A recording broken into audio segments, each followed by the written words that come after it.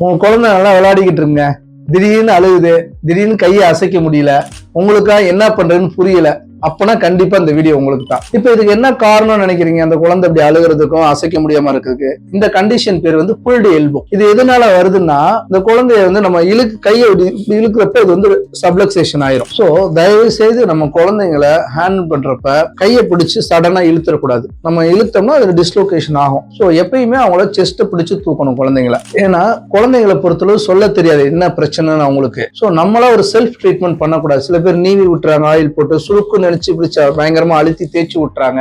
அதெல்லாம் பண்ணக்கூடாது. இமிடியேட்டா you have to go to the hospital and see the doctor, get the advice. அடுத்து பாத்தீங்கன்னா சொல்யூஷன். இது வந்து சிம்பிள் ட்ரீட்மெண்ட் தான். நீங்க போனீங்கனாலே லைட்டா பண்ணி முடிச்சிருவாங்க. ஒரு மேனிபுலேஷன் பண்ணி ரிடக்ஷன் பண்ணிடுவாங்க குழந்தைகளுக்கு. ஆனா இது நம்ம என்னன்னு தெரியாதனால 2 hours 3 hours குழந்தைகளை அழுவ விட்டுக்கிட்டு இருக்கோம். அதுதான் இங்க ப்ராப்ளம். நம்ம ப்ராப்பரா இமிடியேட்டா ஹாஸ்பிடல் எடுத்து போனா அவங்க குழந்தைக்கு சொல்யூஷன் கிடைச்சிரும். இந்த மாதிரி சூழ்நிலையில பேரண்ட்ஸ் ஆன நீங்க இருக்கீங்களா, ஃபர்ஸ்ட் நீங்க பதட்டப்படாதீங்க. இமிடியேட்டா குழந்தைய நியரஸ்ட் ஆர்த்தோ பிசியோதெரபிஸ்ட கூட்டு போங்க, ட்ரீட்மெண்ட்டை ஸ்டார்ட் பண்ணுங்க.